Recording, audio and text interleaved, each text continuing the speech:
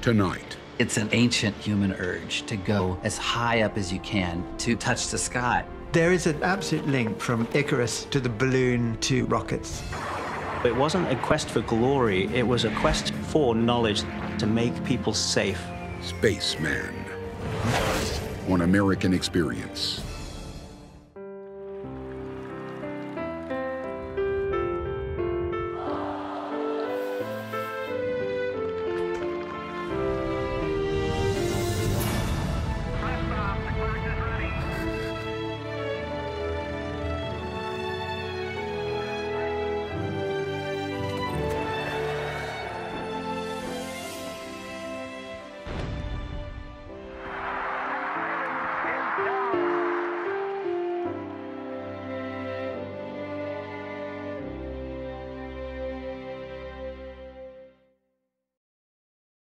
Exclusive corporate funding for American Experience is provided by Liberty Mutual Insurance. Additional funding for Spaceman is provided by the Yawkey Foundations. American Experience is also made possible by the Corporation for Public Broadcasting and by contributions to your PBS station from viewers like you. Thank you.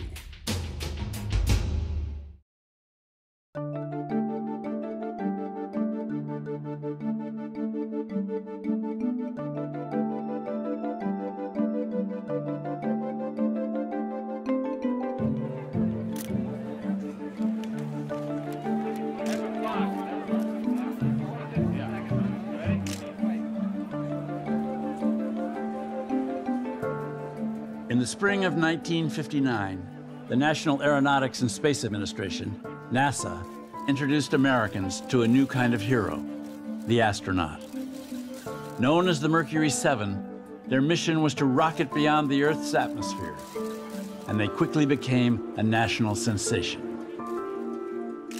In the months that followed, their faces blanketed the news as the country waited to see who would become the first man in space. But far from the Project Mercury spotlight, deep in the New Mexico desert, the Air Force was also preparing to launch a man towards the heavens.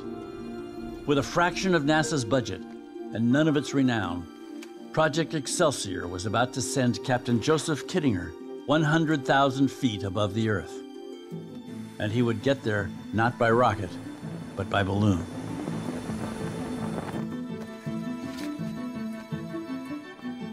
It was the culmination of over a decade of little-known aerospace experiments, and this would be the most dangerous of them all. There were a myriad of problems with sending a person up to that altitude. Could you keep them warm? Would they be exposed to dangerous radiation? How do you give them a safe, breathable atmosphere? Above 60,000 feet, you've got so little pressure that your blood can boil. Organs can rupture, blood vessels can rupture. The temperature is 100 degrees below zero. There are just so many things that can go wrong. At 100,000 feet, you're above 99% of the Earth's atmosphere. So you might as well be in space.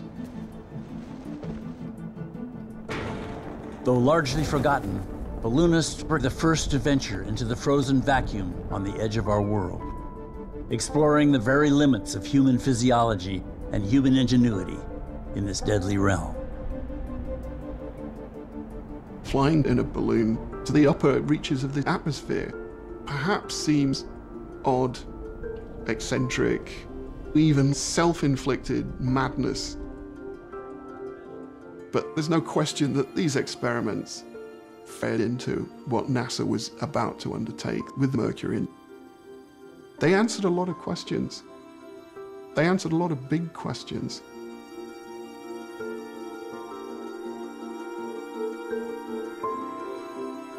At 102,800 feet, higher than any human being has ever been in a balloon at this point, Joe Kittinger gets a signal from his ground crew. He stands up in the gondola, disconnects his onboard oxygen supply, says a little prayer, and steps off.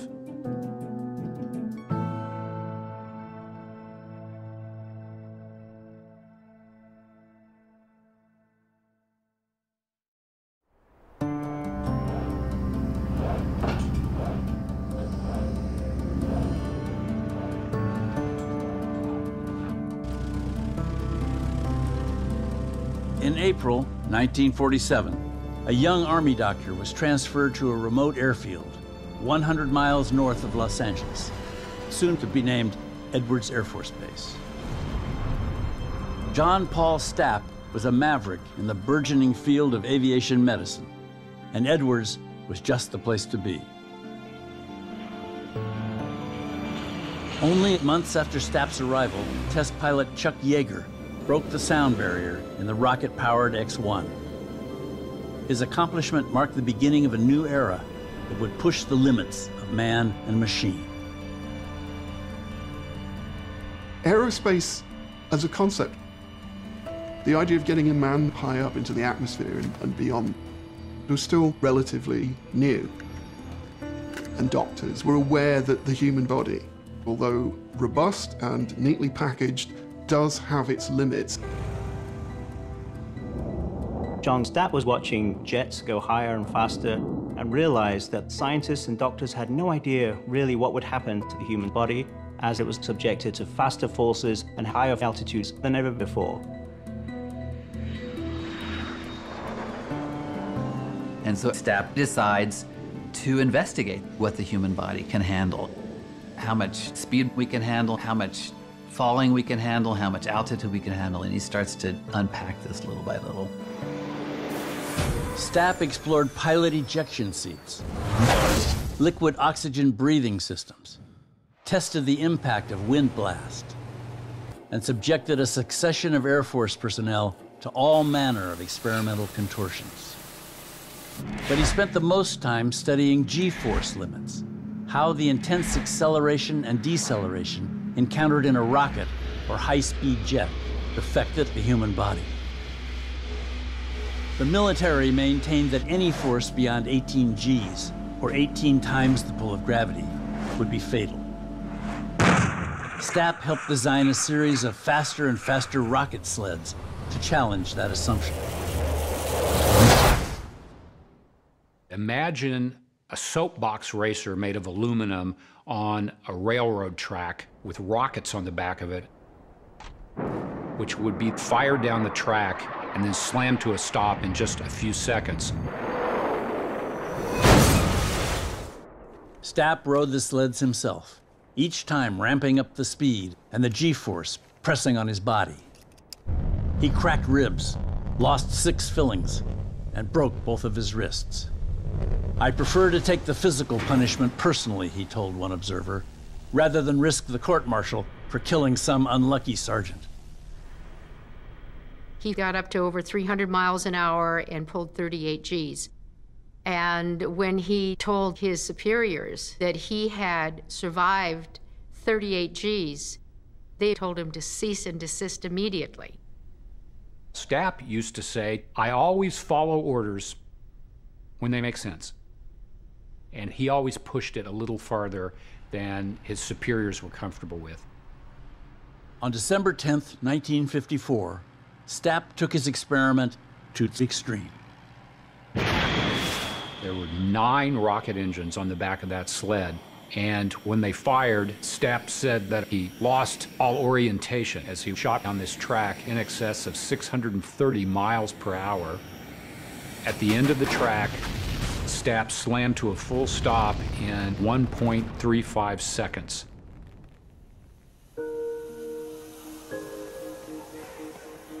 It was the equivalent to ejecting from an airplane at 30,000 feet. And he was out to prove that a pilot could do that in an ejection seat and survive. The most serious thing that happened was the hemorrhaging into his retinas. He got out of the rocket sled. He thought he was permanently blind. He was taken to the base hospital, where gradually his vision came back. He had 2 black eyes, but other than that, he was fine. John Paul Stapp had set an almost inconceivable G-force record of 46.2 and was heralded as the fastest man on Earth. What's wonderful about Stapp, he's not just a daredevil. He is an explorer in the sense that he never is satisfied. There's always the next frontier that he wants to go to.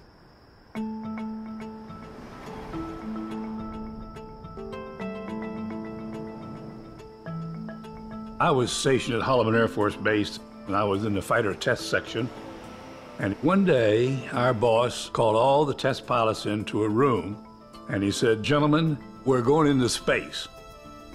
Dr. Stapp has a space program, and he's looking for a volunteer." And when he said that, there was a lot of laughter, because space was something that Buck Rogers did. Pilots were not going to go into space. But I always thought that anytime anything new has never been done before, it's exciting. So I immediately put my hand up. John Paul Stapp had been promoted to chief of the Aeromedical Field Laboratory at Holloman Air Force Base in New Mexico. He needed Captain Joseph Kittinger to help conduct a series of zero-gravity experiments, testing the reaction of the human body to weightlessness. Dr. Stapp was a visionary. He could see that we were going to keep going higher and faster, and that eventually we would reach space. And he wanted to be sure that when we did finally cross that threshold, we would be ready. All his life, he had watched the advances that mankind had made, and he complained all the time about the fact that we're always underestimating man. He said, mankind can do amazing things if we will just believe in it and do the hard work necessary to make it possible.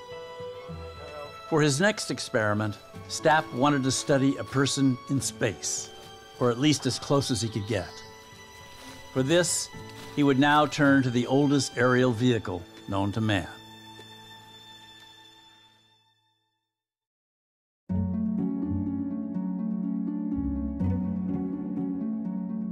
In 1783, the first hot air balloon lifted a menagerie of farm animals several hundred feet above the Palace of Versailles, amazing Louis XVI and his court of onlookers. Later that year, Frenchman Jacques Charles became one of the first humans to view the world from the air. Such utter calm, such an astonishing view, he recounted. Seeing all these wonders, what fool could wish to hold back the progress of science? No one knew what it was like up there. No one had been up there. If a balloon went into a cloud, would everybody be electrocuted? What would happen as you got nearer the sun? How high can we go? Throughout the 18th and early 19th century, bigger and better balloons lifted adventurers higher and higher into the sky, sending them to heights beyond 20,000 feet. Then, in 1862, a British meteorologist and his pilot unwittingly ventured above 30,000 feet and discovered, to their horror, the limit of Earth's hospitable atmosphere.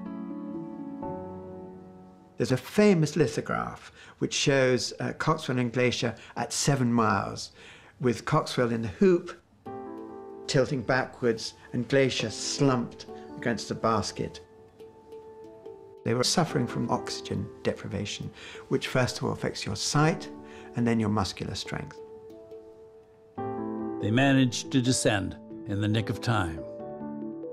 A new frontier had been discovered. Far from deterring aerial explorers, this forbidding death zone would lure them farther and farther into the clouds. It's an ancient human urge to go as high up as you can, just simply to touch the sky. It's one of those primal urges. Human beings had spent their entire evolution confined to the surface of the Earth. And suddenly, we have this three-dimensional space opening up above us. We live in the troposphere, which is the layer of the atmosphere closest to the Earth's surface. That's where there's enough atmospheric pressure, enough oxygen to sustain life. It goes up to an altitude of about 35,000 feet. The next layer up is the stratosphere. The stratosphere was really the new frontier. We knew that the air was very thin, we knew it was very, very cold, but we didn't know much else. The balloonists were the first ones that went up there and exposed themselves to those conditions.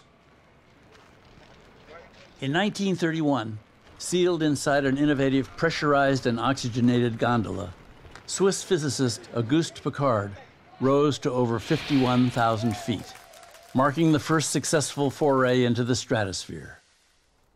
Then in 1933, the Soviets claimed that they had exceeded 60,000 feet in their first high-altitude balloon.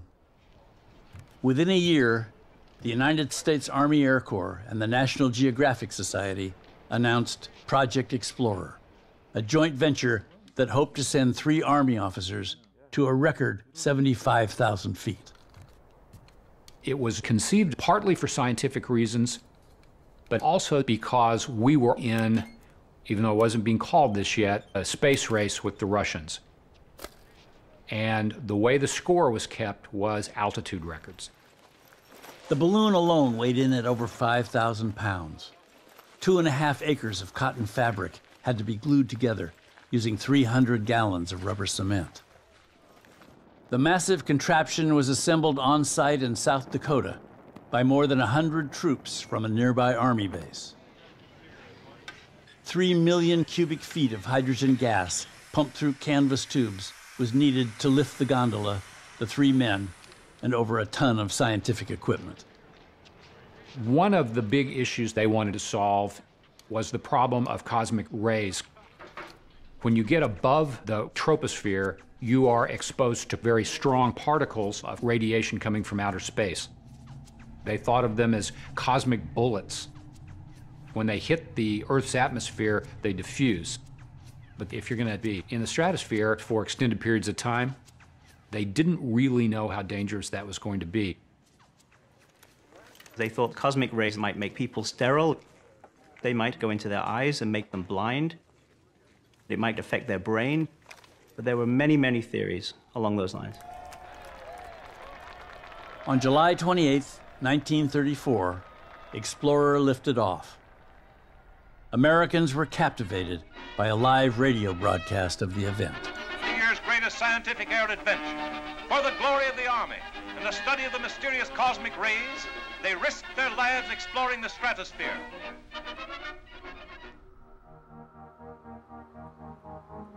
They were almost within range of setting an altitude record when the balloon started to rip.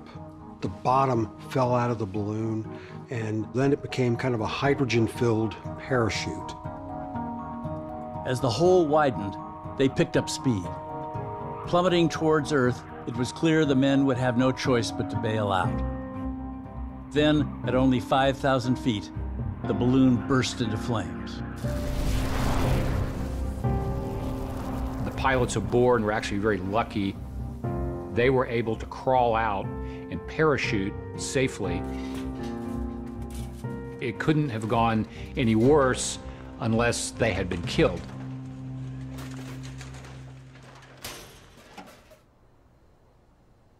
The Explorer project, balloonists were pushing the technology to the absolute limit, and in many ways beyond what was safe at the time.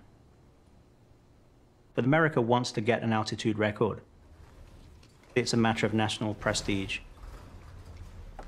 Within a year, a sizable insurance claim allowed the balloonists to rise again. Aboard Explorer 2, the first balloon to use helium as a lifting gas. Helium doesn't burn, so it's much safer. But it doesn't give you quite as much lift as hydrogen does. So you had to have a larger balloon. They also reduced the crew size to 2. So the capsule was lighter. With dawn breaking, Army Air Corps Captain Albert Stevens and First Lieutenant Orville Anderson set off to finally perform their experiments in the stratosphere. They collected spores, they did radiation measurements, they took samples of the atmosphere, There was the whole agenda of science experiments they did during the flight. The Explorer 2 balloonists reached an unprecedented 72,400 feet.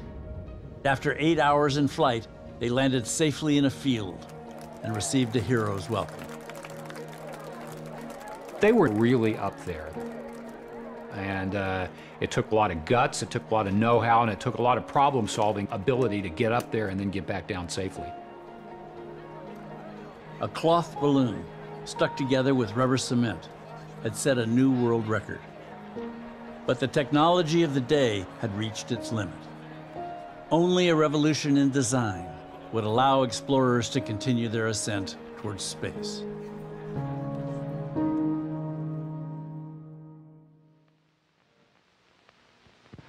This is a polyethylene plastic film. We find it wrapped around fruits and vegetables at the grocery market, and it has many other uses. It seems quite flimsy, but it is really quite strong. And it will hold air or helium.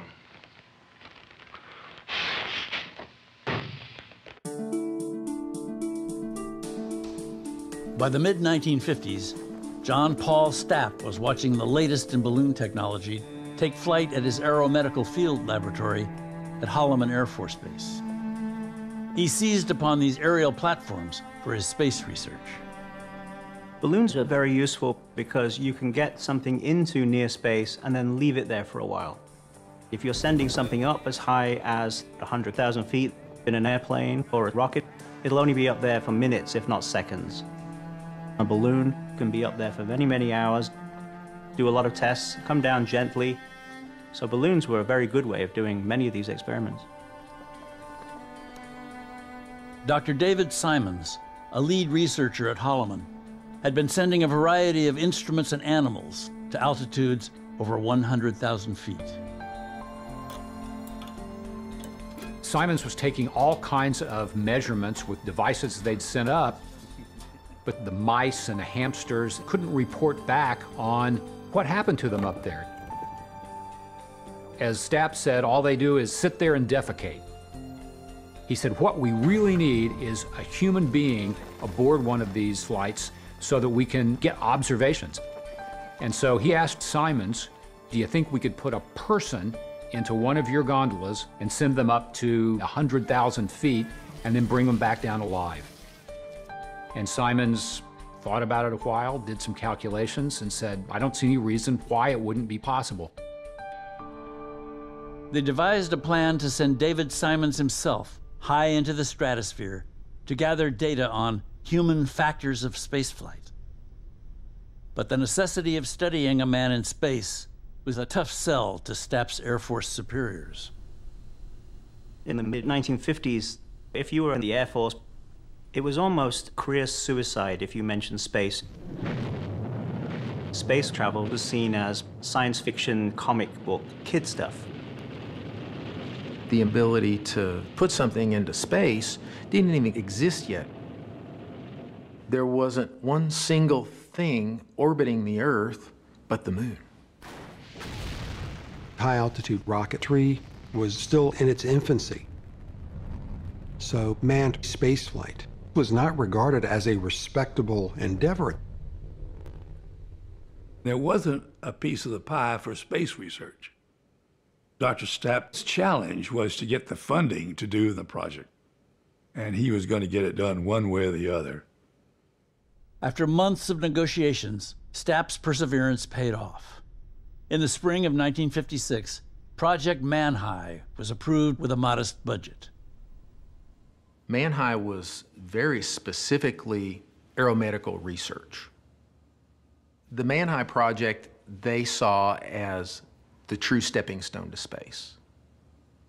The first order of business was to build a balloon big enough and light enough to take a man and a capsule filled with hundreds of pounds of scientific equipment above 100,000 feet. Stapp and Simons turned to one of the nation's premier balloon manufacturers, Winsen Research in Minneapolis. Otto Winsen's silvery creations had been ascending with Simons' lab animals for nearly 4 years now. His corporation also supplied balloons for a series of programs run by the Navy. But Man-High would be their biggest project by far. Otto Winsen was a brilliant guy, but he wasn't a businessman.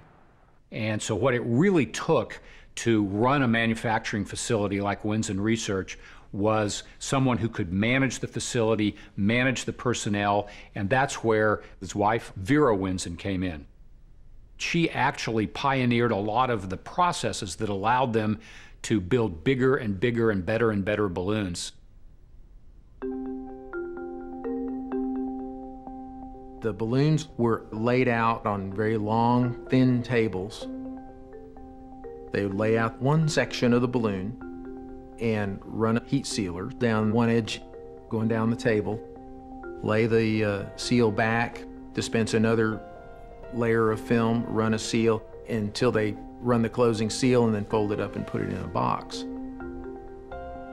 Because that polyethylene was so thin, they had to be extremely careful about how they worked with it. The Winsens called them their balloon girls. They worked in stocking feet, and they would check their fingernails every morning to make sure there wasn't a hangnail. Vera wanted to make sure that she got the best craftsmanship and made sure that everybody cared about making these balloons perfect. By the fall of 1956, the first of many balloons had been completed, and work on David Simon's capsule was well underway. The project was woefully underfunded, but Stapp and his team were masters of improvisation.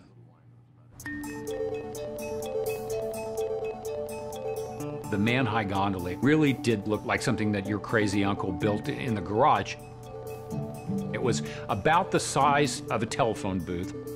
A man could not stand up inside the capsule, and it needed to be that small because the heavier the payload is, the bigger a balloon you need. So you needed a pretty small capsule to make all of this work. These guys, they're really kind of cowboys. They're working on the fringes of the military, throwing together spare parts in incredibly smart, practical ways. And they accomplished a huge amount in a fairly short amount of time.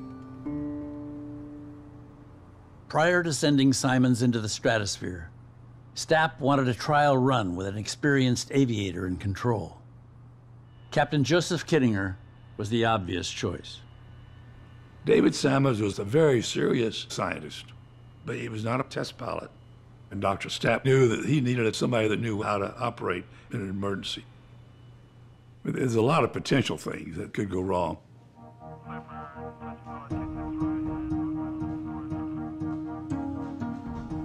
I spent days in my pressure suit going over every inch of that capsule, going through the procedures. And I had complete confidence in the equipment and in myself. This was going to be just another test flight for me.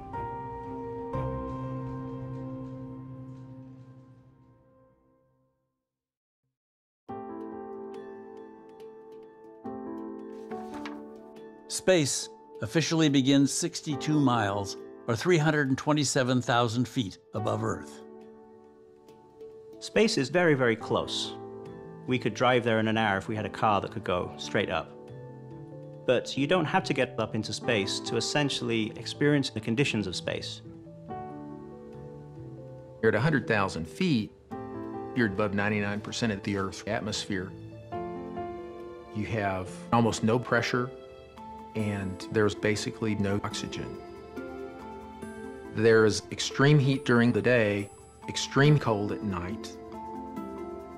So you have almost all of the same conditions that you have in space, except for the weightlessness. If something goes wrong, you're dead.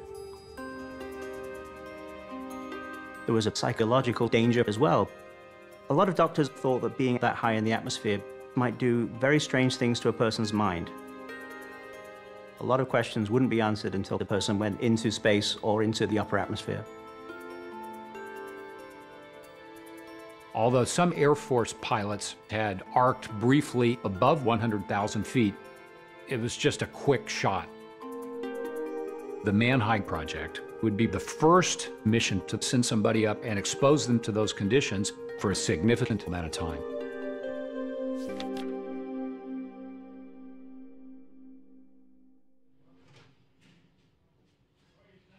In the early hours of June 2nd, 1957, Captain Joseph Kittinger was ready for his voyage to the threshold of space. I went into the capsule with my pressure suit on. They sealed the capsule up, completely airtight, then put me on the back of a pickup truck. And we drove 12 miles to the airfield at South St. Paul, Minnesota. Dr. Stapp, of course, was there, and Simons. And I'm ready to go. By first light, the Windsor research crew had preparations well underway. With the balloon nearly inflated, the capsule, now wrapped in several layers of mylar insulation, was rolled into position. Otto Windsor gave it one final inspection.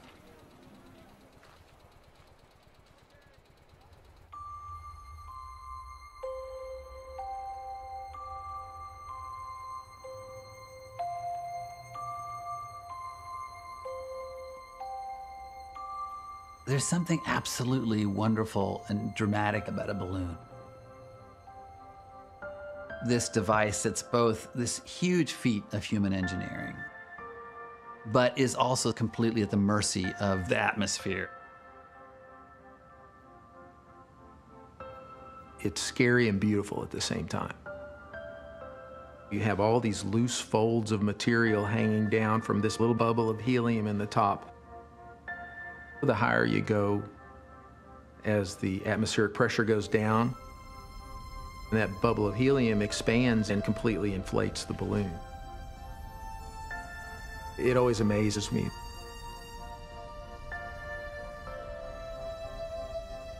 I went up at about 800 foot per minute. And when I went through 72,000 feet, I gave a salute to Anderson and Stevens because I was not beating their record that had been there since 1935. I was just amazed how beautiful it was. The transition from the blue at the horizon to the dark sky overhead. It's absolutely black in the middle of the day. Pretty close to 90,000 feet, I realized that my oxygen system was not working quite right. As the balloon got up to 96,000 feet, it was beginning to get dire. It was really a mystery. Why was the oxygen supply being depleted so fast, and why were the carbon dioxide levels rising? I knew that I was going to be low on oxygen. So I started letting the gas out of the balloon so I can come down. And I had to be very, very careful because if I let out too much, I would come down too fast and it'd be dangerous for landing. He got back into the troposphere and was able to pop the portholes on the man-high gondola, let some fresh air in. He was just about out of oxygen. It was very, very close. He landed in the creek, and Simons and Stapp rushed over to the man-high gondola, popped the top off, and Kittinger was sitting inside with a big grin on his face. Man-High 1 established an altitude record of 96,784 feet. Joseph Kittinger had been higher than any man had ever been in a balloon. It turned out to have been, in some ways, a disastrous flight. They discovered that an oxygen valve had been installed backwards and that they had been venting their oxygen supply to the outside atmosphere rather than into the capsule. The radio failed. All kinds of things went wrong, and you would think, total disaster. But in John Paul Stapp's mind, it was a perfect test flight, because in his mind, that's exactly what a test flight is for. Let's find the problems, let's fix them.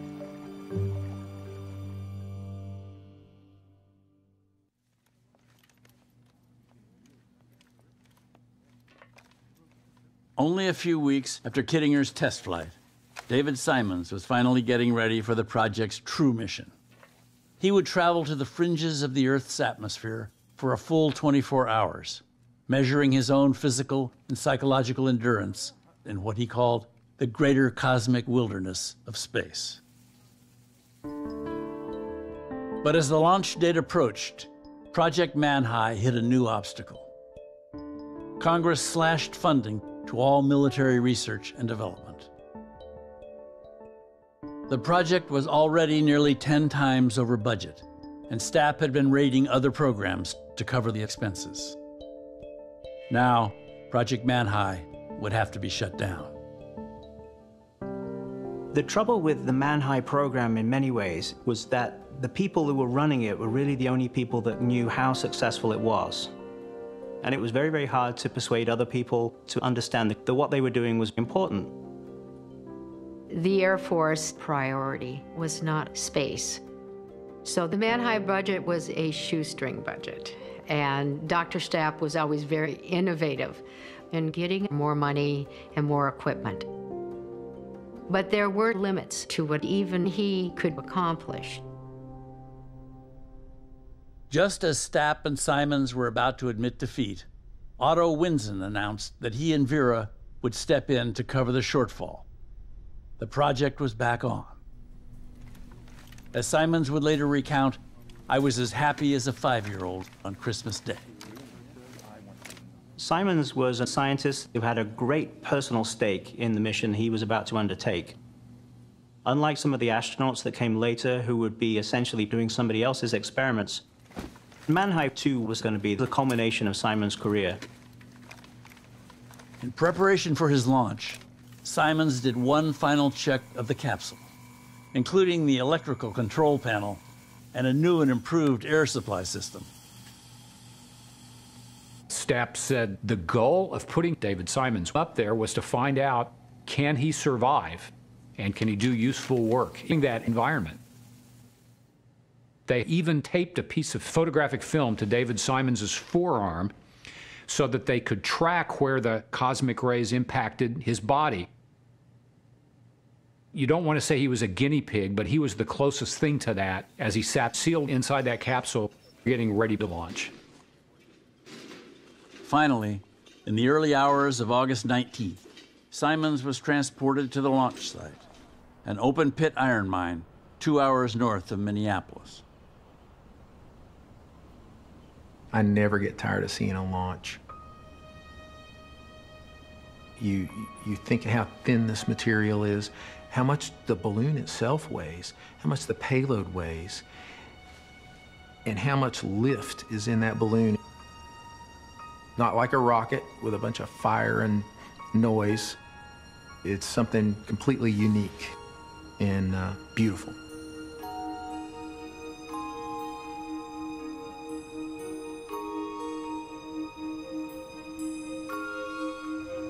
A mobile command center allowed Stapp and Winsen to keep in contact with Simons throughout the flight. Dave, what is your rate of ascent now?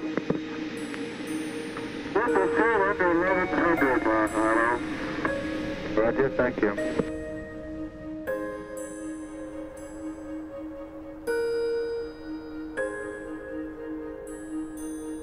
What do you read now, Dave, over? 27,300. Very fine, Dave. Capsule pressure should be holding now. You've passed 25,000. Is that Roger? Over. All right.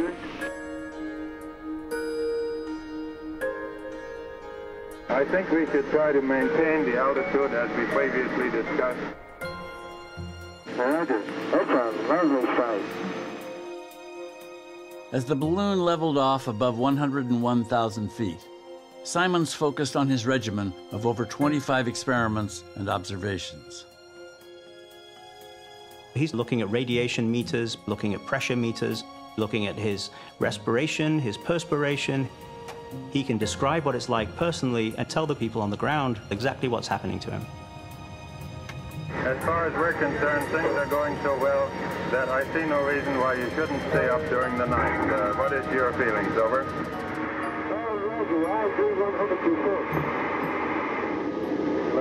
Simons, and eat another candy bar, will you? Roger. Simons settled in, radioing back, "I have a ringside view of the heavens."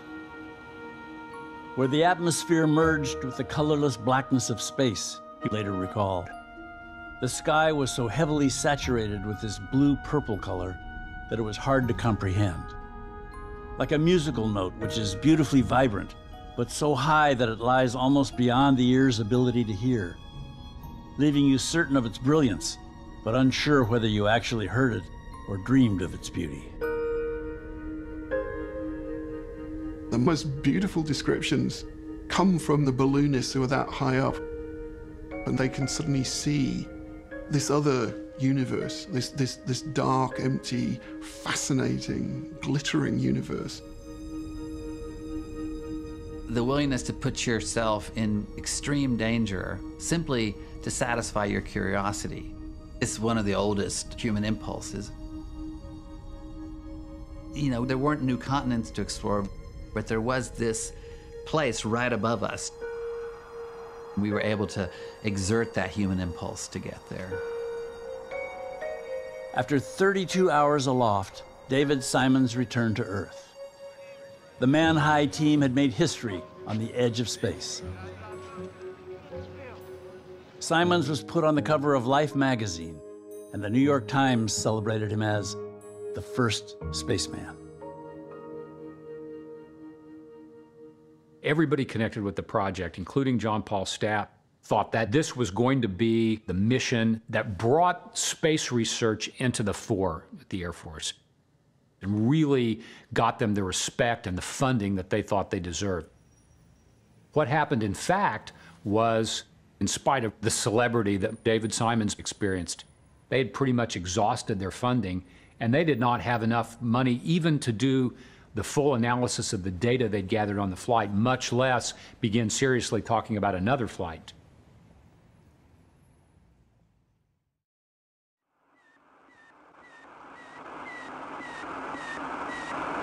Until 2 days ago, that sound had never been heard on this earth.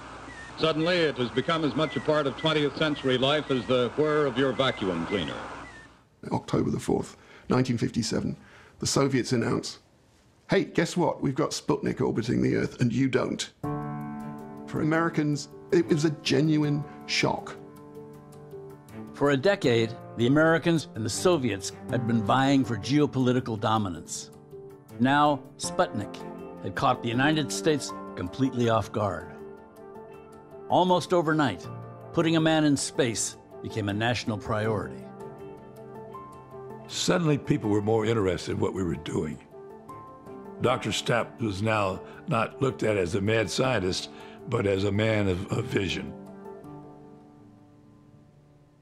Very, very quickly, Man-High 3 planning began. And now this wasn't just going to be a scientific research flight. This was now seen as the prototype for a space flight. Candidates for Man-High 3 were put through a rigorous gauntlet of tests that would become the basis for qualifying future astronauts. They were trying to eliminate anybody who had even the slightest medical or psychological flaw. They would be put in isolation chambers, not knowing how long they would be in there. They were subjected to intense cold, intense heat.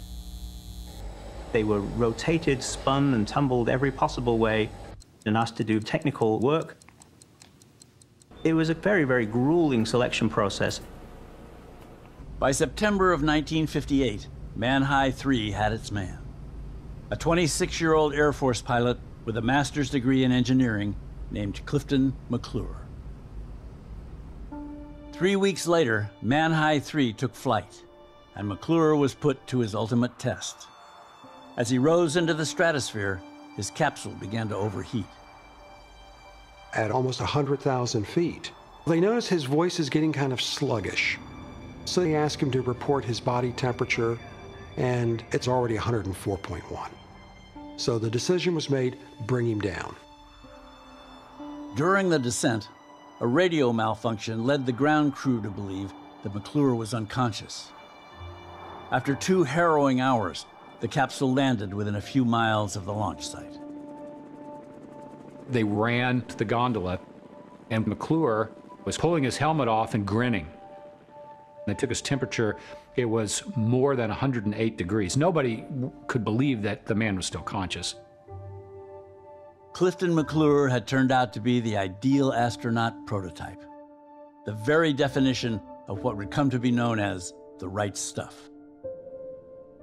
But by the time his heroic mission was complete, the tides had turned once and for all against Project Manhigh. A week earlier, NASA had started its operations. And soon, their manned space program, Project Mercury, would be receiving all the public attention and all the government funding. NASA was given responsibility for manned spaceflight. The Air Force was told to get out of that business. The new space agency asked John Paul Stapp for his assistance in selecting their first astronauts. Stapp agreed and used his regimen of physical and psychological tests to help reduce the pool of 69 candidates down to the world-famous Mercury 7. Clifton McClure was turned down by the Mercury program because he was too tall. It was tough for the men and women who had been involved with Project Manhigh to see all of their glory stolen by NASA and the rocket program. They were not allowed to bask in the glory that the Mercury astronauts were able to experience.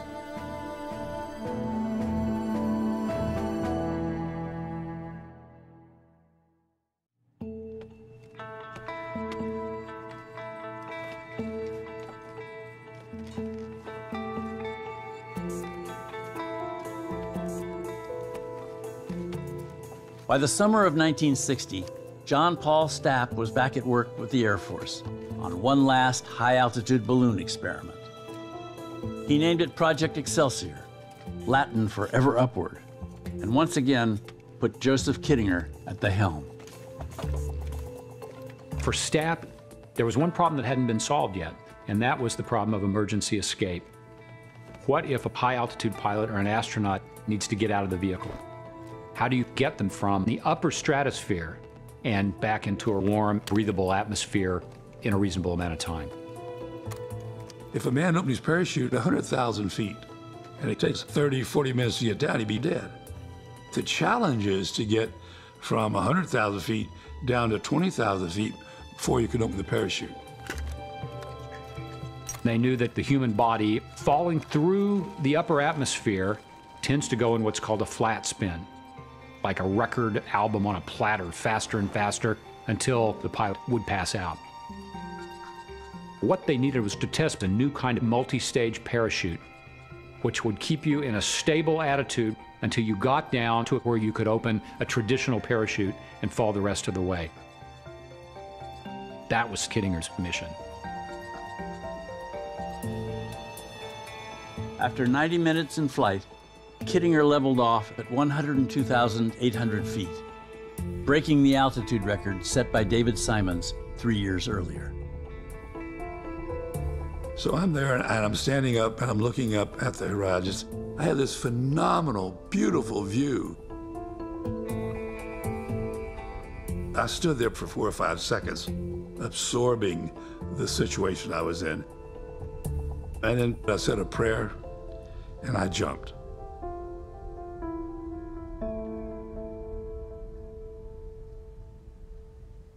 The image of Kittinger falling through space, this tiny speck high above the Earth, it's amazing. He's between these different worlds.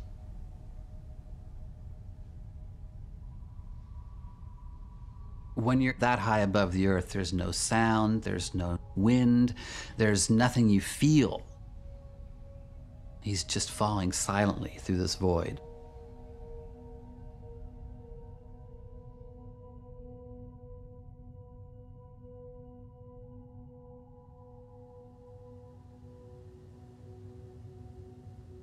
The parachute worked exactly as planned.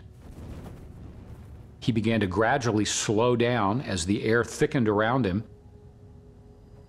And he got to about 17,000 feet, where he pulled the ripcord on his main parachute. It opened, and he knew that he was going to make it.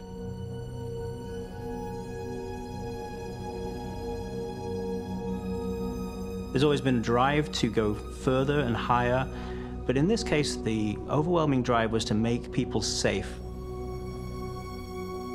It wasn't a quest for glory, it was a quest for knowledge.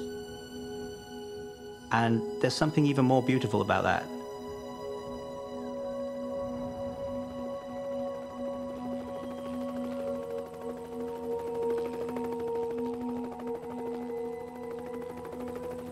By the time Kittinger touched down, he had survived the longest free fall and the longest parachute jump ever. Nearly 20 miles in a total of 13 minutes and 45 seconds. He was hailed as a national hero in a final tribute to the original spaceman.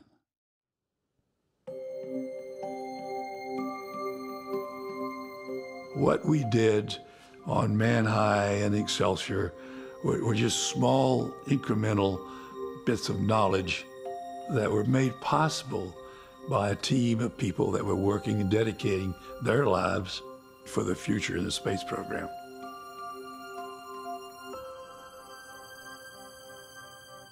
Sending people into the upper atmosphere on a large balloon doesn't seem as incredible as leaving footprints on the moon. But America may not have gotten to the moon if it wasn't for pioneers like Stapp and Kittinger and Simons asking the questions that needed to be answered before we could get on with the business of flying in space.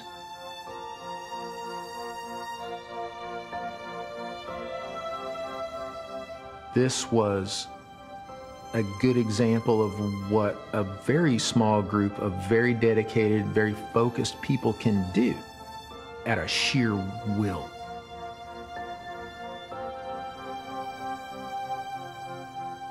There is an absolute link from Icarus to the balloon to rockets. They are all part of one long stairway to the stars.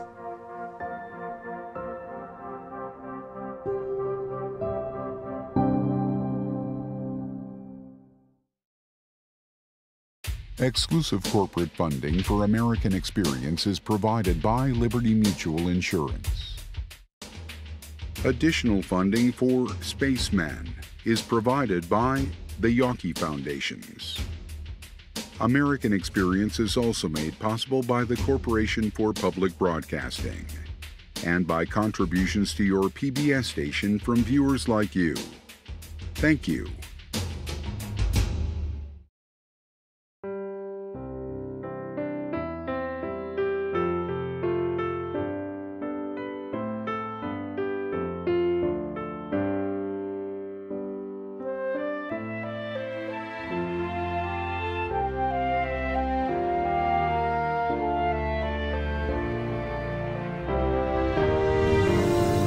There's more American Experience online at pbs.org, where you can find out how to join the discussion on Facebook and Twitter. American Experience, Spaceman, is available on DVD. To order, visit shoppbs.org or call 1-800-PLAY-PBS. American Experience is also available for download on iTunes.